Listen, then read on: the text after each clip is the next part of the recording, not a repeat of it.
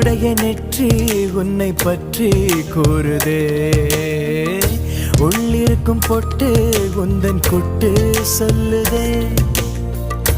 என்னுடைய பார்வை கழுகு பார்வை தெரிஞ்சுக்கோ, எனக்கு இருக்கும் சக்தி பராசக்தி புரிஞ்சுக்கோ. கால் கொலுசு தான்